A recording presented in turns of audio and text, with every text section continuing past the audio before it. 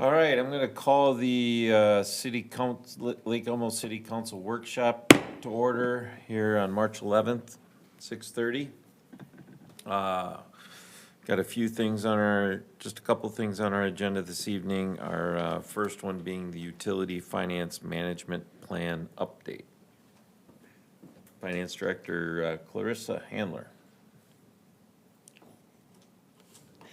Thank you, Mayor and Council. Let's see, that's the wrong one. Let's go here. Does the slide show up?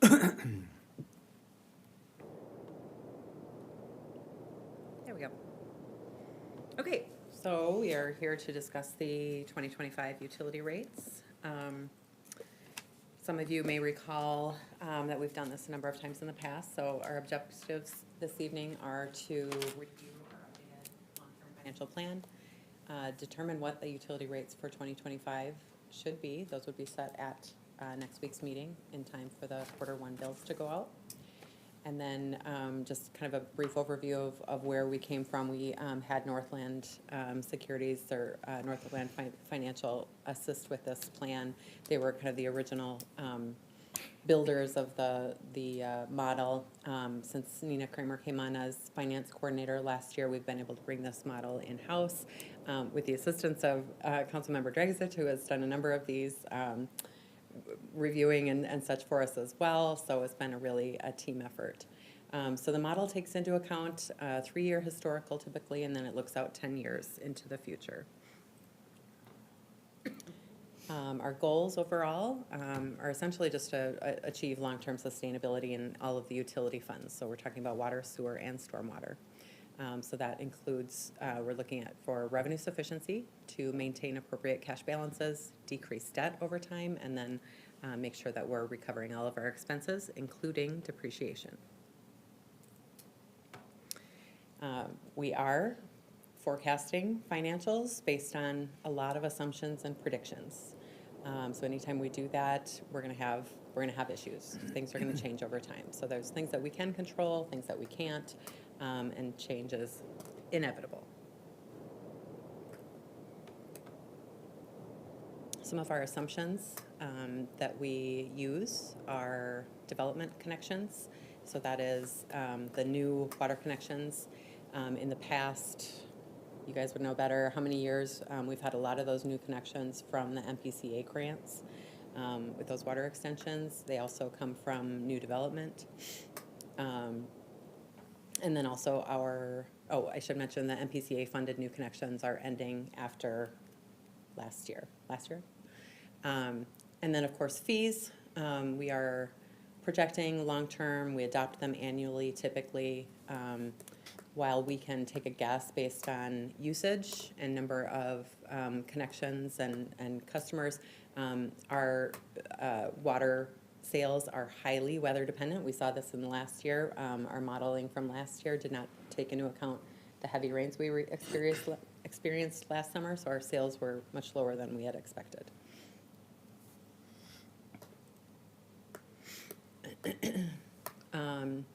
Expense assumptions. So we use existing operations.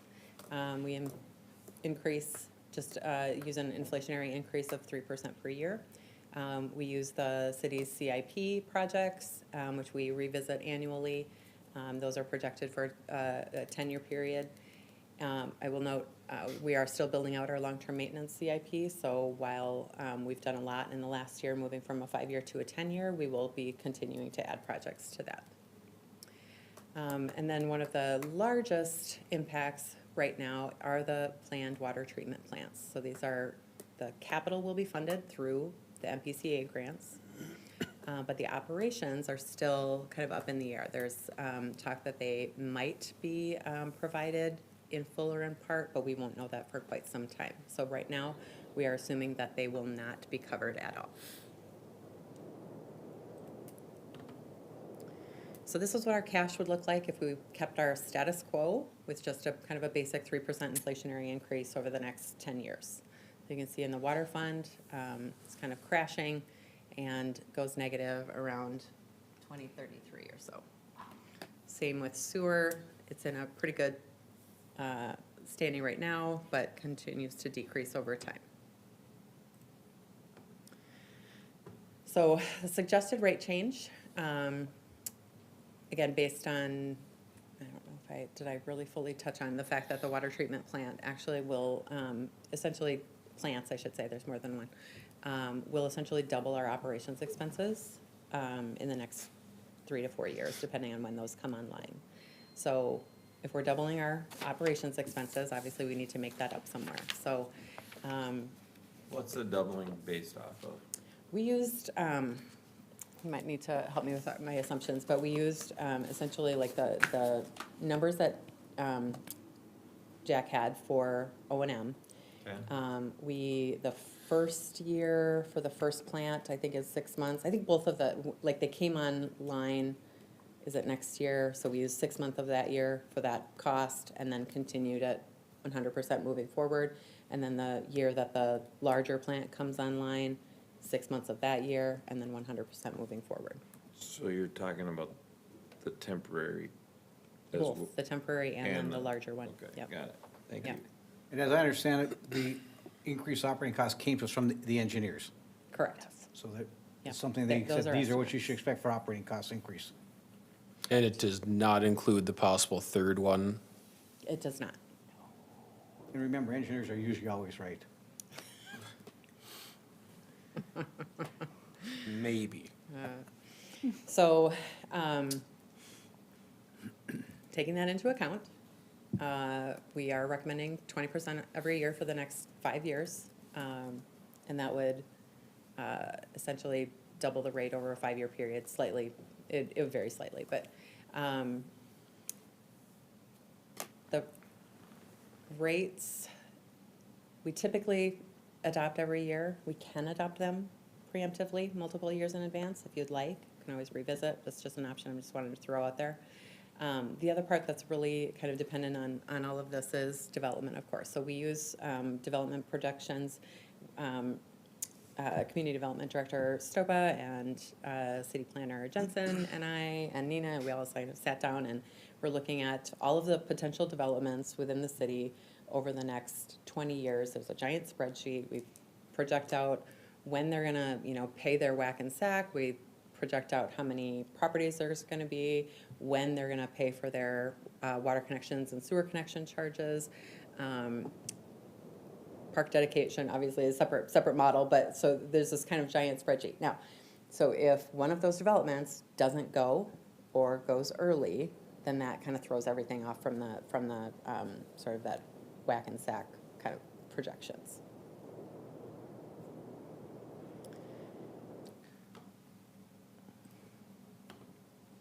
So this is what our cash looks like with the 20% rate increase for 5 years. It's climbing steadily. I'm going to note here that these rate increases do take into account depreciation. So we're going to bring on over $50 million in capital projects in the next 3 years with these water treatment plants.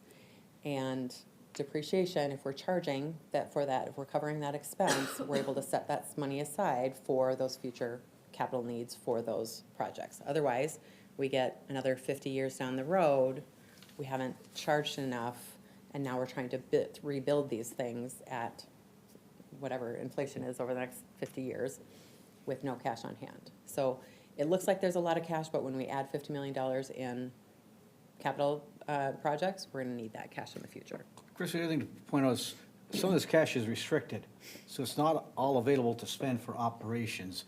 The availability charges and the connection fees have been restricted by city council policy to be used only for capital assets or debt service, and not for operating expenses. So as I looked at these, and all of these funds, right now, we're not covering our operating expenses with our fees we're charging for services. In any of the cases, and we're coming up short with the water and the sewer, or we're not fully funding depreciation. In the stormwater fund, which I know she'll get to, we're not even covering our operating expenses, excluding depreciation. So these utilities are in need of improvement. And I did a quick calc myself. I'm not trying to upstage it, but in order to make the water fund cover all costs, including depreciation, you'd have to raise the rate to about 83% this year, and about 80% in the sewer fund. That's how far behind we are on these. And, obviously with the new plant coming on, the increase, we're gonna add a lot of depreciation expense and operating expenses.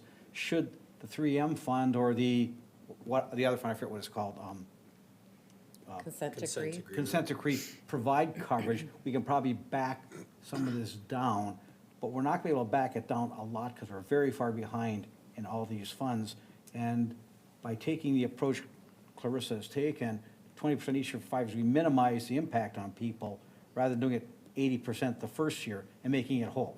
Right. And so I just point out, this has been a very difficult process for her and Nina to go through, and I've tried to provide some insight and assistance. What she presented here tonight, she sent it on the packet. I looked at it, it looked like it did what it needed to do. With the exception of the stormwater fund, we're not predicting a rate increase. We can get to that later. But I mean, the water and sewer fund, this will put them over a 5-year period on course. And we will see, actually in year 6, by my calculations, the water fund will cover all of expenses, including depreciation, even if we don't get a penny from the 3M fund at all. And why is that important? Well, if development stops because of the economy, we would not have enough money to pay our operating expenses in these funds. So it's a difficult thing, but I think the timing is good because we're not in an untenable situation, and we have a phasing approach to get us where we need to go. I usually would recommend to my clients they adopt the rates for 3 years with the understanding that it's revisit each year to verify that that rate increase is still needed. So it's not locked in stone, but it says this is be our intent, barring any unforeseen circumstances. Why do that? Because your businesses and your residents can look forward with some certainty as to where their rates are likely to go as they plan their own budgets. If you do it on a year-to-year basis, they don't have an idea until you actually adopt it. And for the businesses that use water in their processes, that can be kind of difficult for them to manage. So I think they presented a very good plan for us on the water and sewer, and it will be successful over the long term in bringing these places, these funds where they need to be considered well-run. So you look at it, what's a well-run utility fund? You cover all your operating expenses, including depreciation, and you have sufficient cash reserves to deal with emergencies. Our policy in the city that was adopted previously was that the net unrestricted assets have to equal 50% of next year's operating costs. And we get there with this plan. So it's a well-thought-out, plan and process that they went through, and I compliment them for that. Great. Okay, moving on. The next chart is just showing our debt decreasing. We've had a lot of discussions about debt here because of our current debt load. And so our goal is to remove all debt from the fund eventually, but we are 20 years out from that actually happening. These charts just going to show revenues and expenses. So our goal here is obviously to get these little orange bars higher than the green bars higher than the orange bars. So we do that in 2030. These really big green bars here are showing the MPCA grants for the water treatment plants. So that was water. Here's sanitary sewer. Again, green kind of jumps up here a little bit. And then kind of ongoing higher revenues. We've got a little bit more flexibility within the sewer fund. If we wanted to do lower rates, I think our actual model dropped down from, I think it did 20% over 4 years and then 10% the 5th year, and then an inflationary increase over time. So the quarterly bills, the next few slides will show quarterly bills. We look at quarterly bills on low, medium, and high. So our low volume bill is 6,000 gallons. These are just averages that we use as an example. It's the same ones that we used in years past. And so you can see with the 20% increase in water and sewer, no increase in storm, you would see an overall increase of just under 16%, which would be $18.35 per quarter, or just $6 per month. medium volume example for residential, we're looking at closer to $35 per quarter or $11.70 per month. Commercial's a little bit higher, so we're gonna be at $39, almost $40 an increase per quarter. And then our high volume is 107,000 gallons per quarter. And so they'd be looking at about $185 increase in a quarter, or $215 for a commercial facility. We did look at comps, so these are 2024 rates for the other cities, and then we kind of plugged in our 2025 number. We're looking at, in the low volume example, we'd be around 6th out of this group of cities. For the medium volume, this got really small and I can't read it, I think that's 5th. And then 4th in the high volume.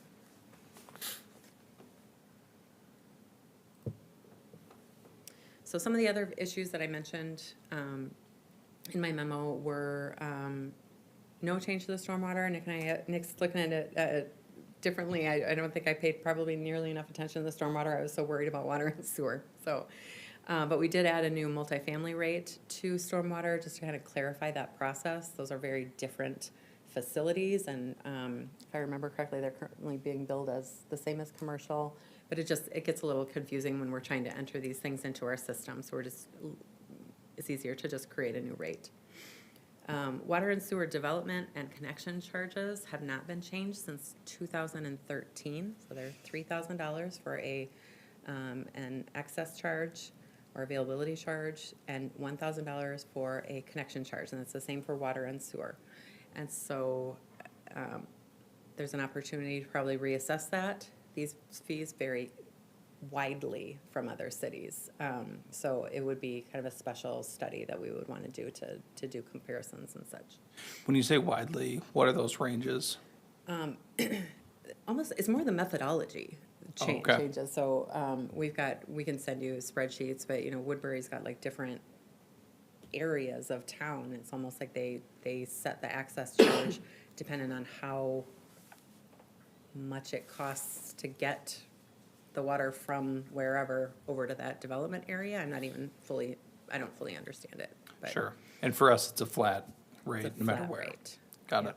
So typically, the way the connection and availability charges are established is they're based on the assets that the system has, but they're system-wide assets. So the pipe that runs in front of my house doesn't do you any good. Right. So the charges are based on the system-wide assets, interceptors on the sewer side, lift stations, trunk sewer mains, things like that. And the most prevalent way I have seen is replacement cost less depreciation. And Isn't that for the rates, not the hookup charges? we're talking about the connection fees and availability charges. Right. Yep. And so it's use replacement cost less depreciation, and any assets that you got paid for with grants that didn't come from you or contributed by developers, you don't charge that because you didn't pay anything for it. I've done a number of those. And the key typically is, looking at those system-wide assets and making that projection. Why do you use replacement costs? Because at some point you got to replace them, and these people that hook on are benefiting from what's there, but, it's partially used up. And so that's typically the way it's done. It's a fairly complicated calculation. It's not the only way, by the way, but it's the most typical way I've seen it done. Okay, understood. And then finally, multifamily rates, just kind of clarifying again, it's more of a process issue than anything for us when we're entering these things into our billing software. So we did add some new proposed rates that align largely with residential. So I see in the multifamily quarterly base fees per unit. Sanitary sewer usage is per unit as well, or no? You remind me? It is, yes. Okay, it just doesn't say per unit in the sheet. Yeah. I wonder if it's just, here, let me look.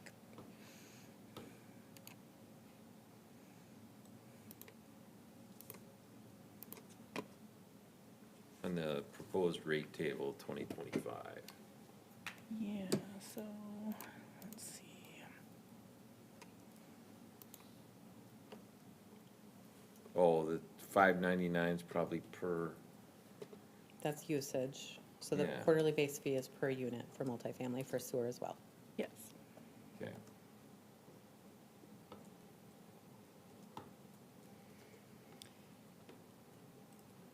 Okay, so quick recap. Goal, revenue sufficiency, positive net income. These are businesses. They're run by government, but these are businesses. We need to we will be sharply increasing expenses with the new treatment plants. We have unknown revenues from development. We can guess at what they're gonna be, but we can't necessarily count on them going forward, right? And then just understanding that modeling will change annually based on that development as well as the 3M settlement, if something comes from that.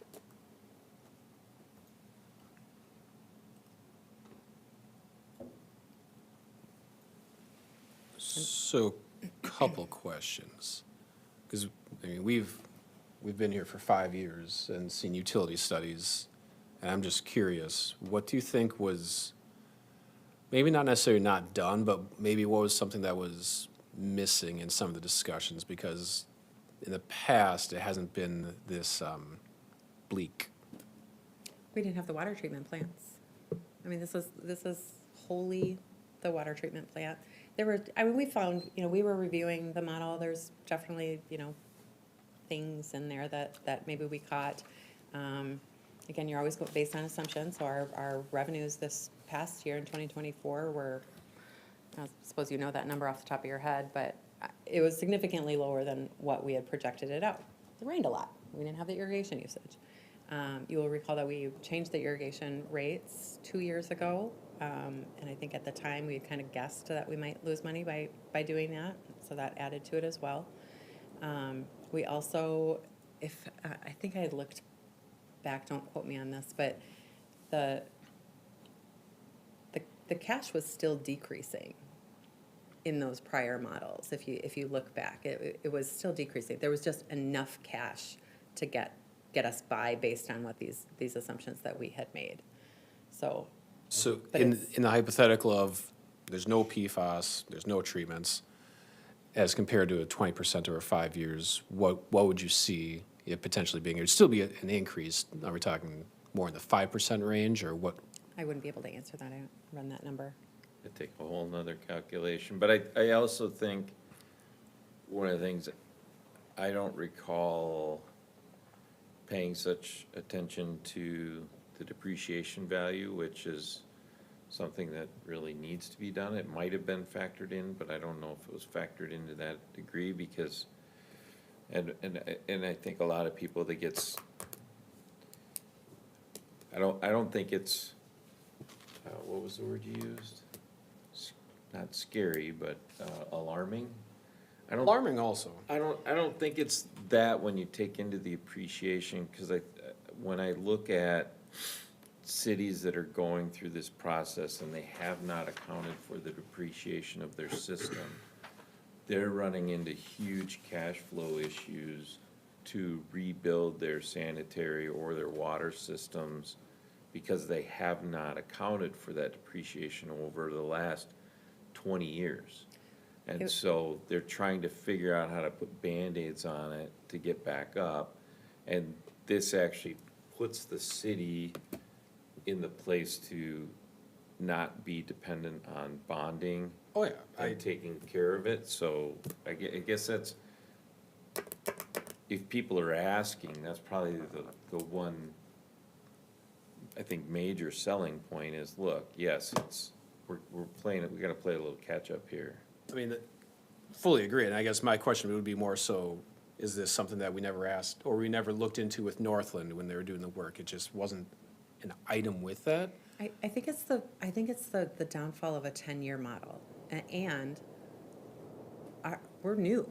I mean, our development is relatively new. We have a lot of new stuff, right? And so we don't have as much of the reconstruction. But if you don't start charging for depreciation, covering that depreciation, Yeah. in 50 years, Lake Elmo's gonna be really hurting, really hurting. And I guess the other reason why I was asking if you could even spitball, 90% of this is from the treatment or something along those lines.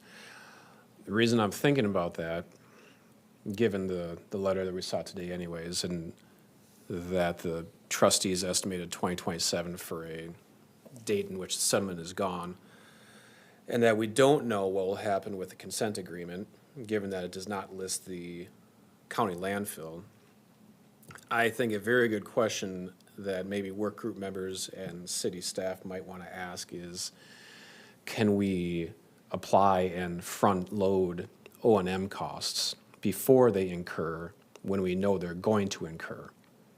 And the reason I'm asking that is because no matter what, the consent agreement exists, and it includes 3 sites of PFAS, but it can be argued, and it will be argued by 3M, that our costs are associated with the site that's not listed, which is the county landfill.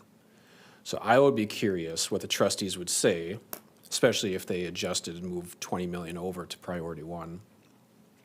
If they know that we're incurring these costs, and that they otherwise would be doing it from the settlement, can we request it once construction is done? Can we request it when construction has been approved?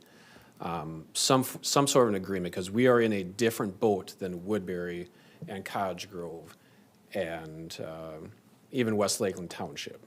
We are in a vastly different boat, so I would be very curious. Do you know offhand the numbers Jack was estimating per year for some of those O&M costs? I have them pulled up. Do you have them? I mean, are we talking 7 figures a year or more like in the $500,000 a year? Let me see.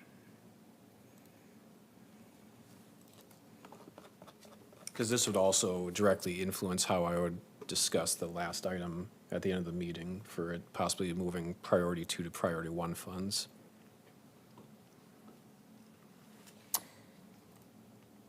I don't know what I'm looking at exactly, so that's construction costs, and then OEM. So what he sent us was 690,000 for each of them for the first year. I'm reading that right? It seems plausible, because I know at the trustees in one of the work groups, they had mentioned that they expect O&M overall to be around 12 to 15 million a year that they're Yeah. reimbursing for the region overall. Sure. So the first year that we accounted for 100% of the larger plant, the South Treatment Plant, we incorporated inflation, and the total is 721,000. Yeah, so that would be with inflation, yeah. Original 690. Yeah, I think it'd be a worthwhile conversation, even if we were only allowed to front load 3 years of an O&M or 5 years. It's more than nothing, and it forces them to say no. They don't have a policy for it, but I think it'd be a very worthwhile question, especially as, yeah, that'd be my take. Agreed? A couple of other points. The utility funds for the city of Lake Elmo have operated with operating losses every year going back to 2019, which is as far back of the financial statements that I have. So 2019 through 2023, each one has had an operating loss, which meant we haven't funded depreciation over that period of time. The other interesting, the fluctuation in water sales for wet year versus dry year. When I did Woodbury's rate study, we did that study for them. It varied 20%. Revenues were down 20% in wet years. Yeah. Just because there's no water to sell. So the city's policy of having 50% of next year's operating expenses in reserve covers that potential wet year dilemma that you might find. And I think, as I said, I think if we look at what, Finance Department has proposed to us, it puts us on track over a period of, takes 5 years to get there. But I would not hesitate to share this plan with Moody's if we were selling debt and say, we have a plan, how we're going to come out and make this, pay for it, all its operating expenses, and we're on track to do it. We're doing it in a way that provides the least harmful impact to our residents and businesses, but we have a plan that gets us to where we need to be. Yeah. And we understand that there's gonna be changes that we're not gonna be able to foresee. As sure as we're sitting here when we look at this next year, there's gonna be changes that have occurred, and, we may be okay, we may have to make an adjustment. But other than on the stormwater piece, I think the sewer and water are well thought out, and they've done a great job of coming up with a plan that works. On stormwater, in my own noodling, on my abacus back home, I thought if we did 15% increase, it would take us 10 years to get even, but we'd come out of the woods over 10 years if we did a 15% increase. That's just my calculation. There may be others who would disagree. But I think because it doesn't even cover its operating expenses, if you exclude depreciation, not doing something with it, in my mind, is irresponsible. I would agree. Yeah, and I don't, my comment earlier that this is scary, I agree with the solutions that are necessary.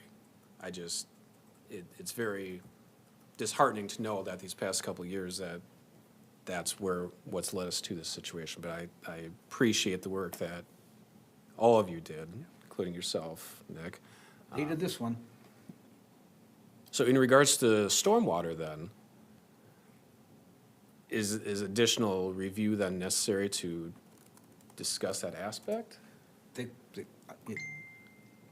a could take a little look at bit of a different animal in my perspective, All right. given that it's different types of materials, different types of depreciation, different quantities. Things like clearing out your wetlands and things of that nature that get silted up or that need cleaning and things like that go into it. Those will go into the depreciation. So, right, but they're also operational. They're operational expenses, yes, they're operating expenses. Yes. So, I think it's a little bit different. I don't think you put it on the same percentage as you would your water and sewer. Because there are other, well, there's always other engineering ways to address stormwater than there are, typically you're digging up a street, but you can do different things with stormwater.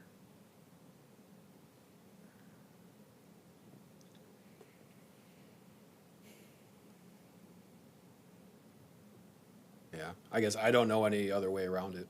This is not an issue where you can say, well, maybe we should cut services because that's not applicable here. The I mean, costs are the costs. If you're gonna build a water treatment plant it's gonna double expenses, I mean, And I would point out is, you never really get away from these costs. If you do 20% now for 5 years, and wait 3 years, and you get 40% for a year for 5 years. This is a place where you're gonna catch up at some point, and the question is, when are you gonna make that step? And what's the payment that's gonna be required to get there?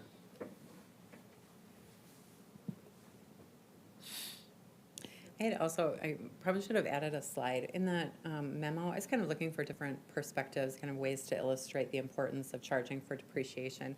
So in the memo, there's a number of charts showing the gap in the depreciation, if we were not charging for it. And you can see that gap growing over time. And I would just add that when we're charging for depreciation, we're charging for what that item cost when it was built. We do make an assumption about like the length of the lifespan, and that's room for interpretation. What we're not charging for is inflation for when we have to build that 50 years from now. So we're only covering what it costs to build 10 years ago or whatever. We're not actually charging that next 50 years of inflation. There's some argument that you invest that depreciation expense, and the interest covers some of that increased cost. Sure.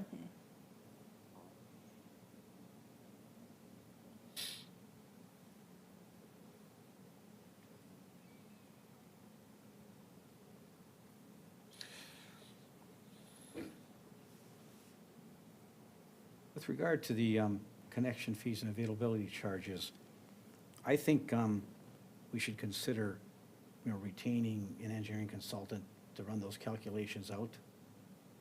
Because we're dealing with replacement costs. Replacement costs are a little trickier to estimate depending on what you're looking to replace. And you're looking at useful life, not accounting life. So the accountants say, well, we we depreciate our sewer pipes over 30 years or 40 years or 50 years. And the real service life is more like 75 or 80, depending on the material.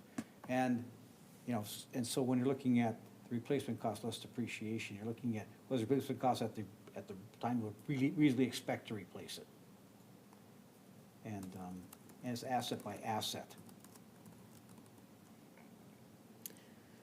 That might be a good, so we had talked about the long-term financial strategic plan as part of the larger strategic plan, so that might be a good, and as I've been talking with the engineers about just our street CIP, that might be just kind of a good tie-in to just do everything at once. That's something we'd have to budget for this year, probably look at Yeah. next year, I'm guessing.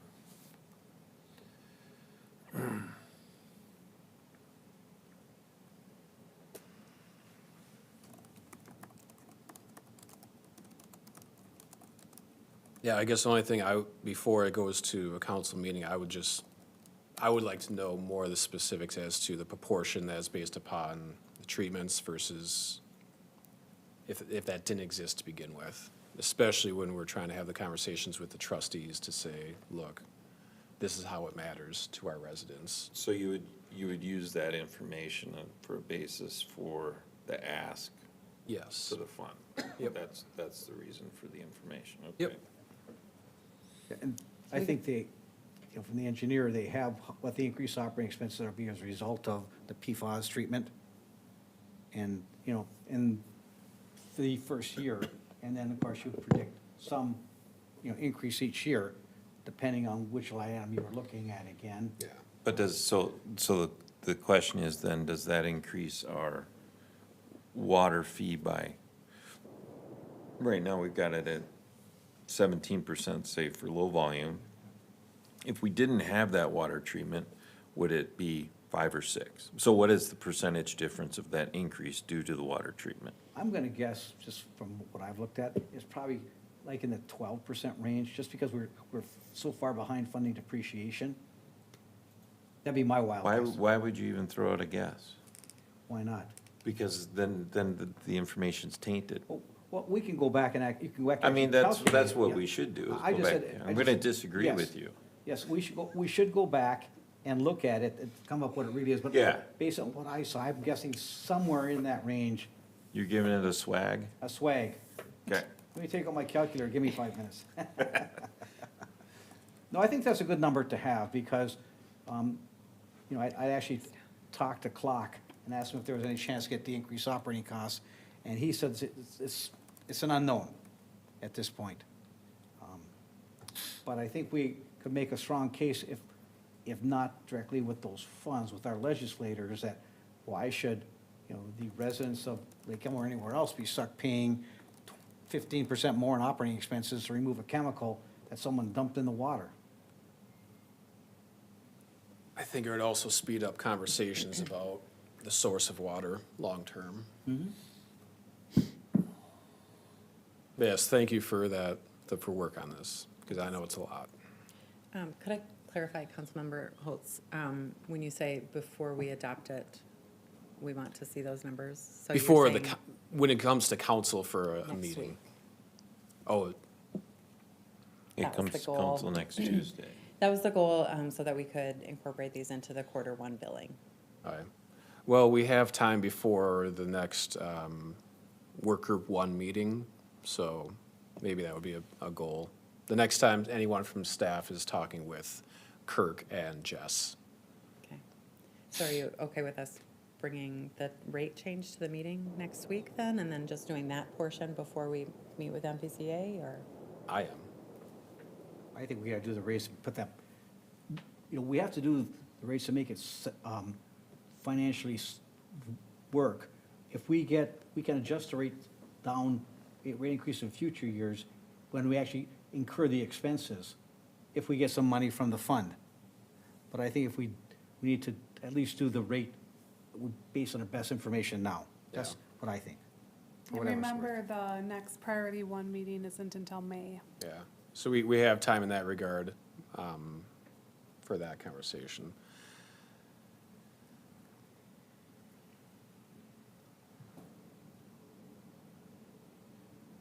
I'm just always bringing you guys great news. One, Who's their favorite finance director? for future, discussion, if we're talking about storm sewer fund, I guess I'd like to know a little bit of what goes into those expenses. MS4, operational costs, if there's, new hard costs, capital costs that go into that. I'd like to know what we're doing there. Cause there are different ways to upgrade your system beyond replacement.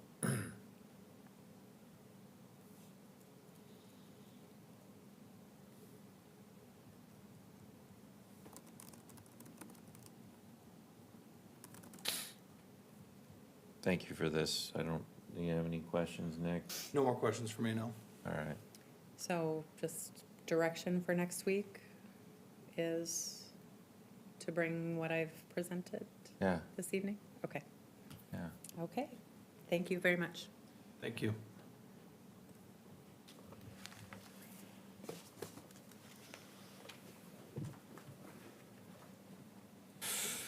All right. Now we get into the exciting topic of trail and sidewalk definition discussion that we've all been awaiting on pins and needles. Very philosophical. Can't wait for this. I'm excited to learn about it. You excited, Nick? Yes. Okay. Good evening, Mayor and Council. Once again, the subject of snow removal on trails comes before us. I put together some information in the packet, and I can review it in detail or summarize it, and then we can kind of start determining how we would like to move forward. You know, in any proposal, you know, there's challenges of equipment, staffing levels. There are, you know, the timeframe that's expected for a trail to get removed, contracting costs, and additional concerns of, that a resident might have with, either lawn damage, irrigation, snow being left behind in their driveway, et cetera.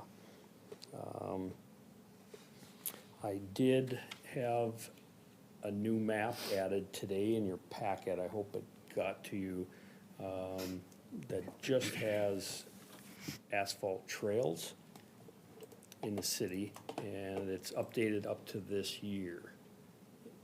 If you don't see it, I do have it on the big screen up above, so. Yeah, we got one it looks different than this one. Yeah, so, okay, so I can definitely get you the one that we. But this is the one you were proposing to be in the packet? Yes, yeah. Okay. Yep. So this is new and updated as of today. Planning Department helped us out with that. We have 26.3 miles of asphalt trails in the city. On the very bottom, along Hudson Avenue Boulevard, there's a couple of small segments that probably do not quite connect yet, but here within the next year, we're hoping the majority of those do, so. There's not a paved trail from Keats to Manning along Hudson. Partial, not fully, correct. It doesn't go past, there's a chunk in front of the warehouses, a decent chunk in front of the bus garage, but yet you are correct, it's not. But there's nothing between Lake Elmo Ave and Keats, right? Where this shows what you have up on the screen. Not yet, no, Yeah, correct. okay. Yes, so we're Plan. definitely missing probably 4 Yeah. sections in there. Okay. 1 or 2 of those sections will likely be connected yet this year. So you said this was updated today? Correct. Is there a before and after of your work here, like red lines almost? So you have the 2023 map. Okay. With 34 miles? 34 is unpaved and paved. Okay. And I believe that was like 23 miles back then.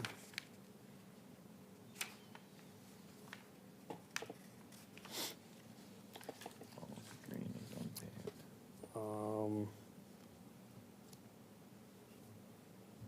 As far as equipment, we have the equipment that can do this snow removal on the trails. Pickups and V-plows are the most efficient for rural sections.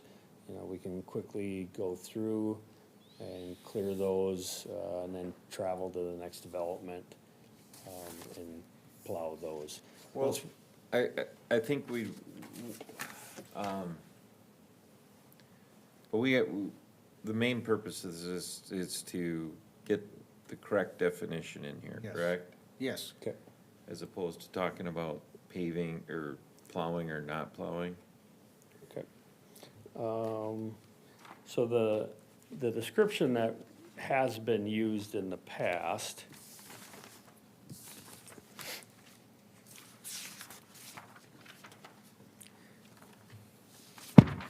There is no definition in the city code of what's a sidewalk. It's just sidewalk snow removal. We don't have definition of, do we have a definition for trail as well? in our standard, but it's maybe not as clear as it can be. Where the confusion comes in is we have an ordinance that says residents have to remove snow from the sidewalk Right. within 48 hours, but we don't define what is a sidewalk anywhere. So is a sidewalk,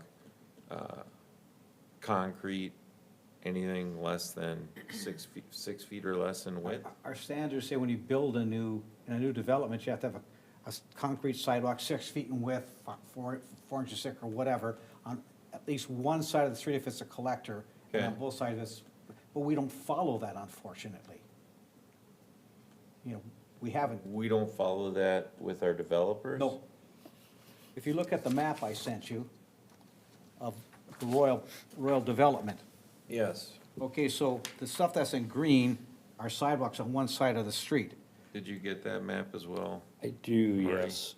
And so, but there are sections where there are no sidewalks, just trails on one side of the street.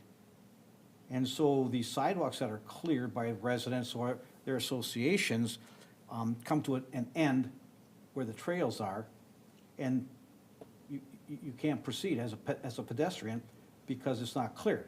It's not cleared because we have, as a city, defined those as trails, and we don't require residents to clear the snow off of trails. And so my thought was to make this consistent and work.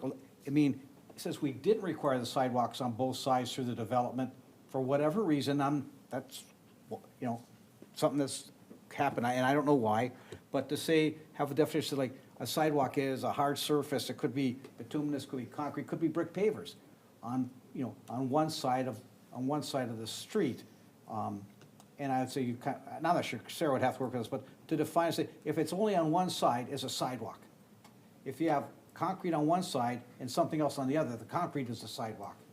But we go around and, you know, someone who lives on a section that's a paved trail, even though it's the only pedestrian movement available on that area, doesn't have to clean it. Would another process of thought maybe say, if you have a hard surface in front of your residence, it's your responsibility to Yep. clear the Yep. snow in the That would be winter? the simplest way. You know, if you have a hard surface path adjacent to your property, because we're on the corner, you have it on both sides like Or I you do. could just say a hard surface,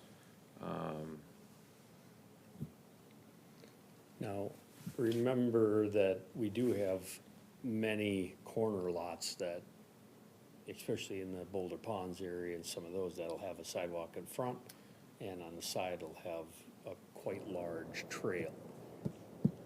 I have that in my house, sidewalk on both sides. Another thought But would he's saying be, sidewalk and a trail, though. Yeah. Well, the difference is the trails are 8 feet wide and the sidewalks are 6 feet. Well, we were just entertaining the idea of any hard surface. Any hard surface, yeah.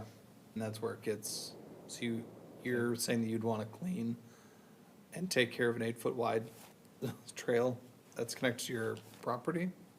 no, he's got sidewalk, or it's a 6 foot wide and. Mine's a 6 foot on wide walk on Front mine. and side. Front and side, but Yeah. if all I had was an 8 foot wide bituminous trail, then I should have to clean it if it functions as a sidewalk.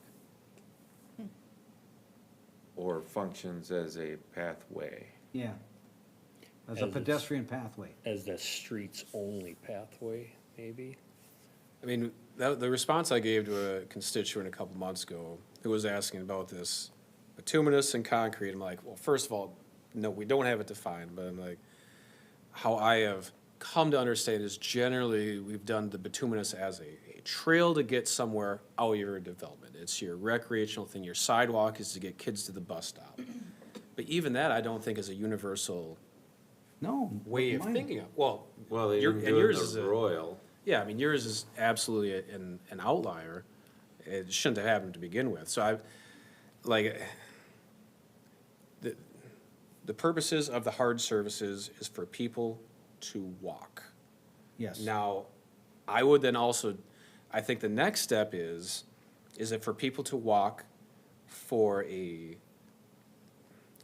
recreational activity, or is it for a different purpose? Because that's where I would start to differentiate when it comes to the choice to use it as your form of exercise versus, no, this is how your kids are getting to the bus stop. This is how neighbors are going to each other's places during the winter. So I would consider those to be, one is a necessity, one is a choice. The way I was kind of trying to make that logic, Mayor, maybe this, give some thought as an engineer, right? I'll say within the public right-of-way.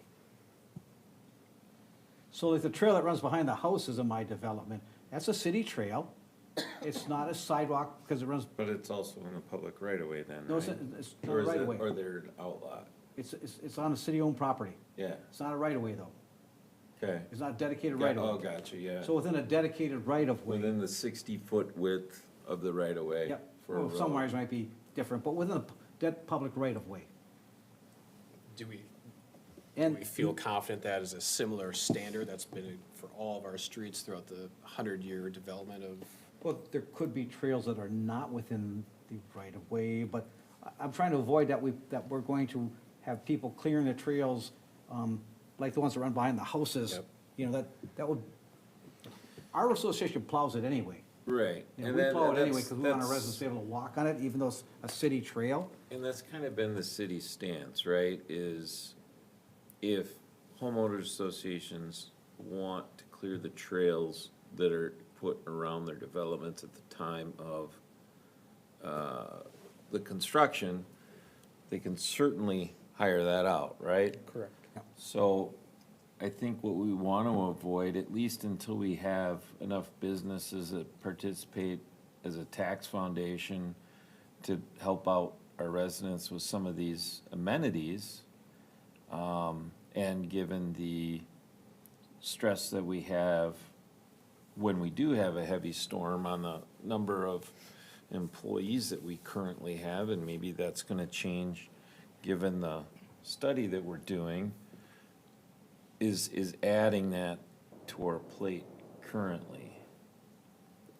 I think, I'm just speaking out loud, that, there's some areas where there's a sidewalk, is it along Fifth where we have a sidewalk on one side? And I'm just, for the sake of discussion, gonna call it a trail on the other side. Right. Right. And Easton, And Easton Village also. yep. So I would say we need to keep one, the city should make sure whether it's a resident or us clearing one side on that Yes. for pedestrian movement Yes. during the winter. And I don't, do you think we need to have a definition of is it the definition of a sidewalk and a pathway that we need, or do we need a definition of what residents are responsible for clearing and what Public Works is gonna clear? Well, I think if you put an ordinance that says that, you have to clear the sidewalk adjacent to your property, someone's gonna say, well, what constitutes a sidewalk? You don't have that in the code. What if you just change it, the hard surface in front of your property? That would work too. Then that Yeah. basically Take takes care of- sidewalk and path out of the discussion. Well, I mean, so the thought I had was, because right now, sidewalk is the concrete thing. It's the concrete, whether it's in the front or the side, and we have this discussion with Hunter's Crossing, we've had it with Easton Village, because there's a sidewalk in people's backyard. I think it's a sidewalk that is to be cleared, and any other hard surface that is in the front of someone's yard. So in the case of Royal, where you have the bituminous, where it's in the person's front yard, but It's on their side yard, actually. that right there is Yeah, there's. that's the side yard, yep. That's the street. That's the garage facing, The houses there don't face to the Palmer Drive, they face to the green. the garage door facing side of the street. The garage door facing side is off the green. Really? They drive onto the green to get in the garage? Oh, on that side, oh, excuse me. Yes. But the sidewalk's on the other side of the street. So, okay, so then that's not a great example. So then because again, we have the places where there is bituminous in someone's front yard. Yep, yep. But then you would come back and say, well, if the sidewalk on the other side of the street's being plowed, why do we need to plow both sides? I agree. It just should be on one side. I completely agree that you don't necessarily have to do both sides, although I wouldn't be opposed to that. But, if we have a sidewalk on one side, at least pedestrian movement can happen within the neighborhood. So I did review a good number of other cities and their policies for clearing, and obviously I didn't touch them all, but I couldn't find one in my search where they required a resident to clear a trail. That's a fairly substantial square footage. Yeah. Now, I did find a number of cities that selected sections of trails that they did clear, an asphalt trail. That's kind of where I was thinking. So long-term wise, we're gonna be having a conversation about the clearing by the city to a lot more than what is done now. I think that's a reasonable conversation it's gonna have, and I think my thought was we would start with specifically a designated design. Like, here are the most common pathways where trails are being used, because we can't do 34 miles. I don't think that's reasonable. But are there, the highways, the most commonly used ones?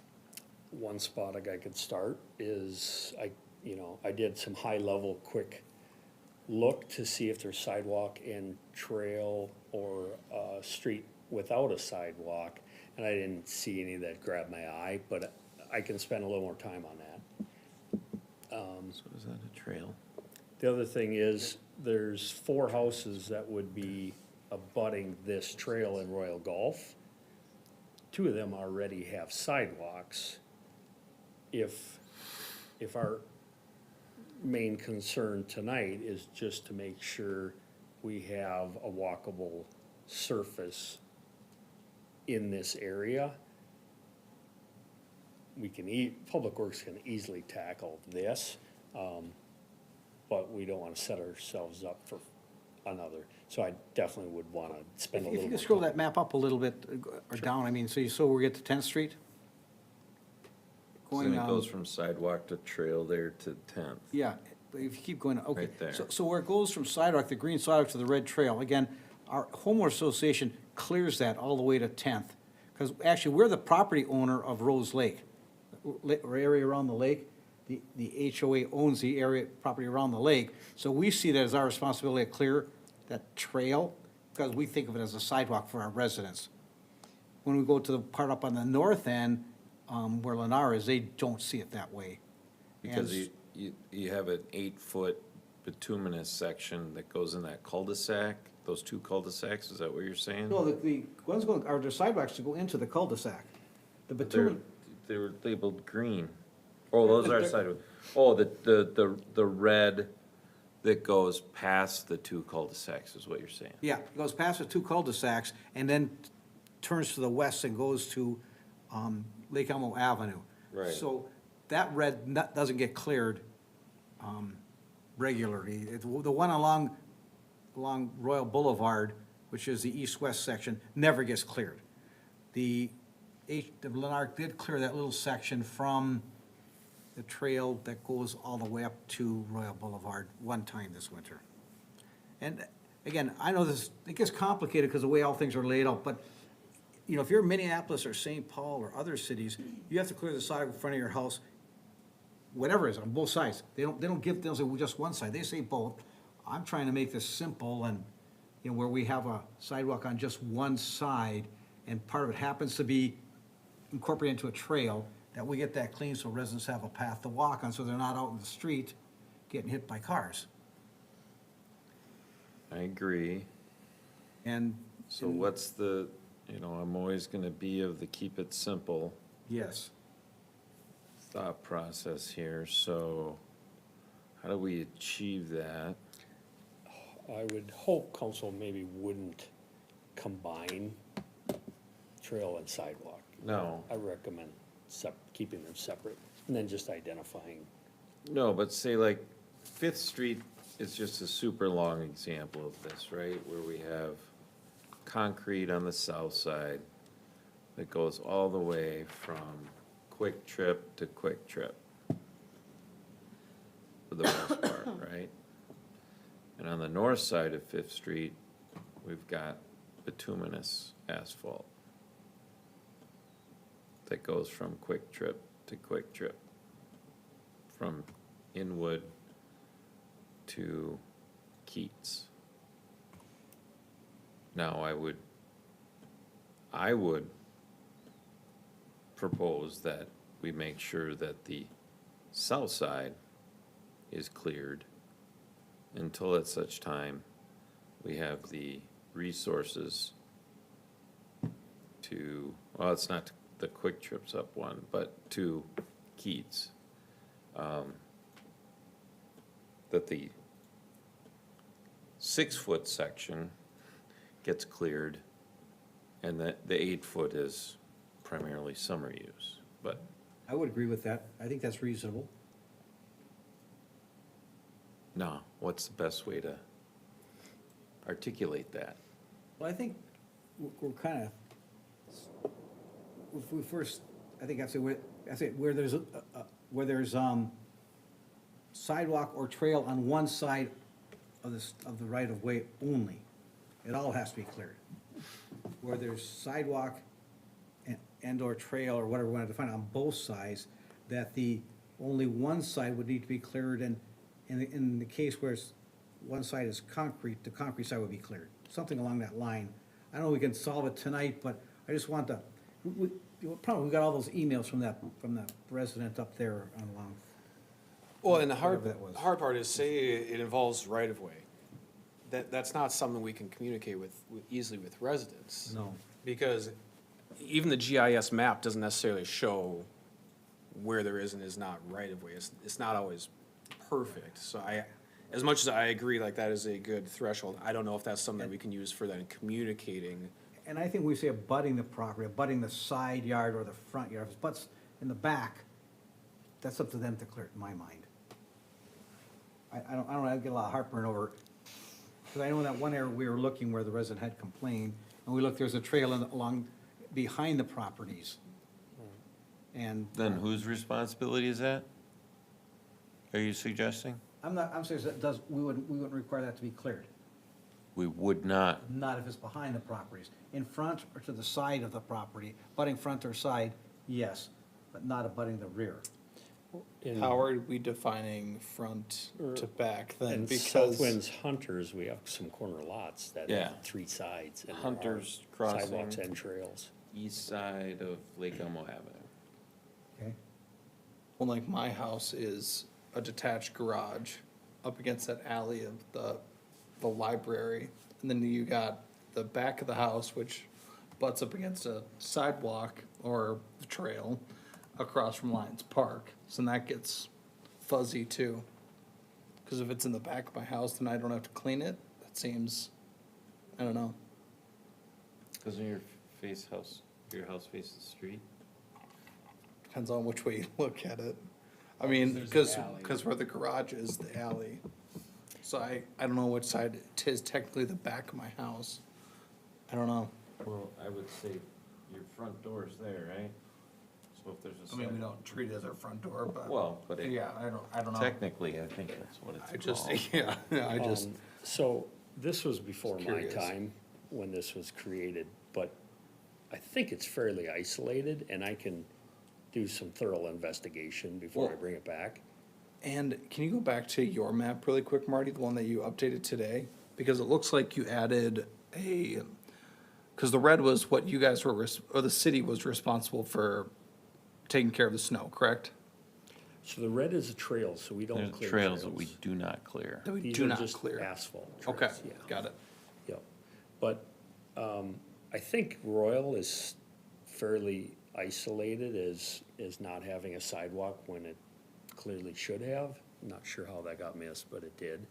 Maybe if this is the isolated situation, Public Works just clears it. We'll add it to our sidewalk policy with a diagram of what we clear for trails. I can do a thorough search of the other trails to make sure there is a sidewalk on the opposite side if it's in the road right away. If I find something, Of course, Marty, the other solution would be to go back to the developers and say you're required to put sidewalks on one side of the street, in the areas you don't have them, you have to take that bituminous trail out and put sidewalk. now, just not to throw a loop in this, but I know these trails only have like 1.5 feet of city road right away on the house side. Could that create a problem in the future? Potentially. Just know that if somebody really complains about us depositing snow, blowing or plowing, So we might have to I'm just fix gonna make a suggestion, given the discussion we've had and given that, the community development group deals with some of our ordinances, I think it would be good for you guys to work together on coming back with something that speaks clearly about us, that residents take care of pathways in front of their house, side of their house, on their property line, and that the city will, that we'll take care of it if it doesn't have a property owner on it, right? But I don't think we're gonna solve this tonight in the language piece, but it looks like it revolves a little bit around this ordinance. And if that discussion with the community development group comes up with well, we'll define a sidewalk this way, or we'll define a path this way, that's fine.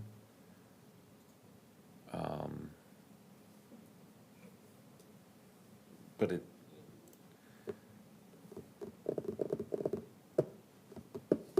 And I'm fine with that direction. My curiosity, long-term wise, because this is gonna continue to happen, and I still have never understood it, whether it's a Marty question, a Jack question, anyone who's smarter than me. When we're in certain neighborhoods and we put a bituminous and a concrete trail on a street, and there's houses on both sides, why? Why do we, or Yes. is that what you asked? That's a good question. So it has a lot to do with connectivity, right? Getting through a development to another location, kind of like you mentioned. It might not, we usually don't run trails on every single street. There might be a main corridor that'll get people through a development in and out, typically at a faster recreational speed, bikes and To have them then not be on the sidewalks and put them on the trails, because their destination is probably out of the neighborhood. for the Yes. one that's on 33rd Street North in your development, Yep. I see that as a connector for the Yep. park to the trail to Reed Park, or something that, supposed to connect in the future. So I think that would be, I'm surmising, that's the connection due to the trail. Yep. And I don't know if there's necessarily a need to duplicate. Why can't they go on the sidewalk? It's not as if there's 5,000 people on there at any given moment. Right. That's always been my curiosity, it seems just, and this is in the most dense area of the city. Well, when you're talking specifically about crashes between pedestrians and bicycles, multi-use trails can be fairly hazardous in that, When you, oddly enough, when you take a 6-foot sidewalk versus an 8-foot trail, and you have people on inline skates, you start getting that width difference, oddly enough, makes a difference. And so if you have an opportunity where there's gonna be bicycles and you can separate the pedestrians, your crash numbers will go down, cause there's some more room to move. I mean, even in Minneapolis, you go along the River Parkway. Where they can, they've indicated where walkers should be and bicyclists should be to separate those two modes, cause they move at vastly different On the speeds. same wide path? On the same, well, they'll even make it wider, or they'll separate, they'll say pedestrian, there'll be a sign, it'll say bikes, pedestrian. The speed differential can be a little bit of a problem when you're talking about pedestrians versus bicycles. So, as far as a connection, I mean, if you were gonna do something, I would say remove the sidewalk and just leave in the bituminous trail, if you didn't wanna Yeah, duplicate it. that's, why not have a sidewalk that's as wide as bituminous? And then it also fits with our standards of, this needs to be cleared because it's a sidewalk. That's all, and it's, again, it might just be my personal need Yes. to resolve that, but I've never understood. Sidewalks, a lot of times they'll have T intersections, the corners, 90, as where a trail is designed for the faster bike flow and such. So if we're gonna change it to 8 foot, then we should really encompass the whole design. I agree with the mayor's suggestion, and I think the intent was to have a continuous pedestrian path, through these neighborhoods and not have it just come to an end, or not have it at all. If all you have is a trail and nobody clears it, there should be a pedestrian path in the winter. And I knew it was not gonna be a simple thing because of all the different situations we have, but I think if we put our best minds in the city to it, we can come up with something that will work in 95% of the situations, and the other 5 will just have to say, well, I mean, it sounds like it's finding those outliers, such as Yeah. the one that you have. Yeah. And if there are other outliers, and then maybe not necessarily changing the definitions of sidewalk in the code, but there is no definition. There's no That's the problem. definition of sidewalk, That's the problem. the is that- concrete thing. yes. Hard pathway, hard surface. Hard surface. Kind of at the top of your head, hard surfaced. So does that give you some direction? So let me sum that up. Okay. So, staff will look for roads with only one pathway Yeah, on them. just that we wanna make I think the bottom line is that for pedestrian movements, where we have concrete or bituminous, one side needs, whether it's Cleared. us doing the clearing on it or the homeowners, preferably homeowners, if they have access to it or it goes in front of their house, they should probably own that, right? Yep. Yeah, But one side needs to be cleared for pedestrian movement through the winter. I can make that happen. All right. Is that clear, Nicole? Yep, All right. I got that. But also, to work with community development. Yeah, I think Because because going they, forward, what are they requiring as well? So we yeah, have a and understanding. they'll, and that they're used to working in the ordinances and some of the language, and I think it would be beneficial for you guys to work together on that. Usually a couple of heads, except in our case, work better than one. So, And perhaps we could, as we look at it, we could, come to some understanding that, if the residents aren't getting them cleared, that one day the city hall staff could go out with shovels and do it too, yeah, right. As long as we're the only group in here tonight, we can have a little levity. Yeah. I do not, do you know what's on our next workshop agenda? I don't have that in front of me.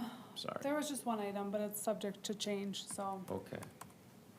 All right. But I do have one other thing. Oh, I yes, just you wanna- wanted to talk about this Yeah. letter from Hastings. Yep, so late this afternoon, I forwarded the council, this letter that Hastings sent to the trustees for the 3M settlement fund, encouraging them to reallocate the priority 2 funds to priority 1 for clean drinking water. And so, just seeing if the council supported, sending a similar letter or not, and if you did, I could draft it and then have it ready for all of your signatures, or if you. Was Hastings one of the 14 communities cited in the They are not explicitly, but it says East Metro?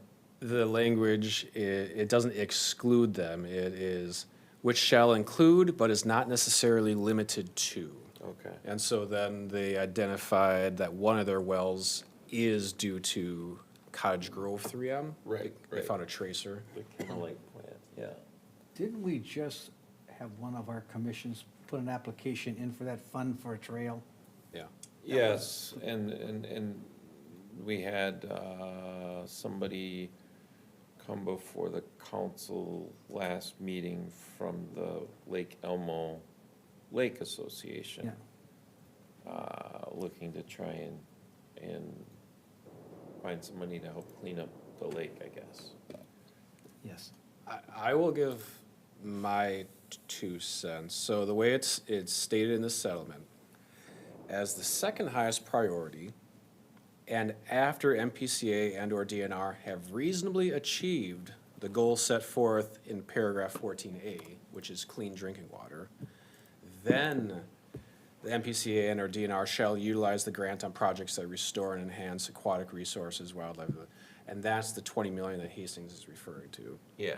And my thing is, we have not reasonably achieved that goal, Right. and the money, as we were informed of last week, will be gone in 2 years. So I think it is reasonable to say that 20 million needs to be focused on clean drinking water, and that the other items are not as important. They haven't met that threshold. Yep. Yeah, I would say that I don't think the funds to date have met the clean water, drinking water, so as much as it'd be great if there was enough money to take care of these other things that get affected, I think people would agree that clean drinking water is probably the top priority. I could see having a letter probably more indicating more precisely the language in the document that Councilmember Holtz just referenced. I would be curious how the council feels if the language of the letter included, and we think it would be smart, wise, et cetera, for that 20 million to go to known and expected future O&M costs that as of yet cities are not able to apply for. Well, Or quantify. but it's also supposed to go for O&M for single resident homes that have GAC filters, right? For a certain duration? Yes, that's could be, yes. For O&M, for known, for upcoming expected but not yet applied for O&M costs for any recipient. Yeah. So just to clarify, right now, those grants are all reimbursement grants. Yes. So you would be asking for them to change how they administer. No, I would be asking, I think the 20 million, so they put in slush funds. They have an infrastructure, they have O&M, they have unknown, and they've shifted things around. I'd just be curious what everyone's thoughts are if the letter said, not only do we think this should go to the clean water priority 1, we think you should put the 20 million in the O&M fund. Well, maybe right along that line and say, basically that the funds that are available now or will become Used available for- should first be used to provide safe drinking water for all residents, all affected residents, Right. all affected properties, residents and businesses or whatever, and say, at some point, should there be additional funds available, then they could be considered for other purposes, as in section 14 FA3 or whatever it is. Right. Which there won't be. But that way, we kind of say we're supporting Hastings, but we're not looking foolish ourselves for having put in a grant application.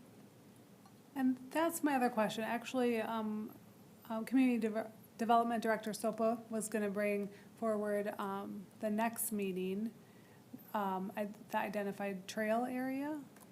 So, do you Well, want him?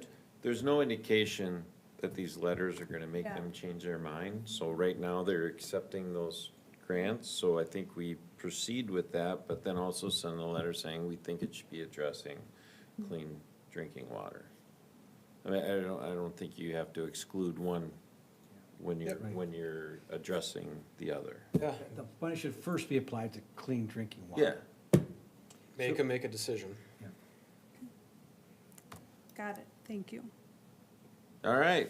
I got Yes, sir.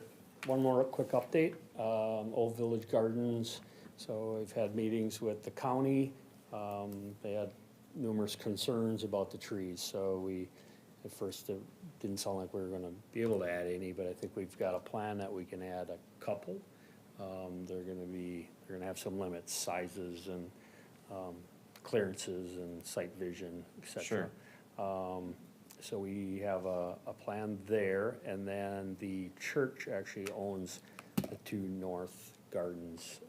And I've been communicating with them, and I think we have, a good goal in mind, and we're gonna be able to achieve that. We might even be able to expand those a little bit to try and get, a little better root system for a tree or two trees maybe up there. Okay. Tomorrow, we're gonna, Sarah, for sure, is gonna meet with Lake Elmo Connect, Right. kind of go over what we learned, and there are no tree trenches in the sidewalk, so, you know, we're gonna get what we can get for the trees. They hopefully will take off and do okay, but they probably aren't gonna, you know, turn out fantastic. We're gonna also recommend 2 additional trees in the future. I think one's in front of State Farm and one's just to the south a little bit. But those are gonna take a little more work, as there's no open space garden area for that. So the concrete would have to be removed. That would put us over budget. We'll itemize that separate, and when it comes back to you guys, you can decide if you wanna do it in the future. Okay. Okay. Thank So you, Marty. Just a little update. So this conversation tomorrow, will kind of come up with a community engagement plan with the landscape architect and utilizing the Connect Lake Elmo Correct, and group. then the community engagement should happen fairly quick, I would say, first week in April. Yeah, you know, and I think when we talk about that community engagement, it's fairly focused, I think, on the businesses and the residents in the downtown area. I think that, the way I was looking at this, because Ben gained some emails too, is that the city has the landscape architect as our staff person, Yes. basically, because we don't have that. And so, Sarah will work with Connect Lake Elmo to utilize them for the community engagement, Yep. but that doesn't mean that she's not gonna be involved with Right. that. And so, No, yep. so I just wanna set that expectation that it's not just handing it off and not No, being part of it. I agree. So, but that's why they're meeting tomorrow, and then we'll have an update from them. Great. All right, during the meeting at 7:54. Thank you.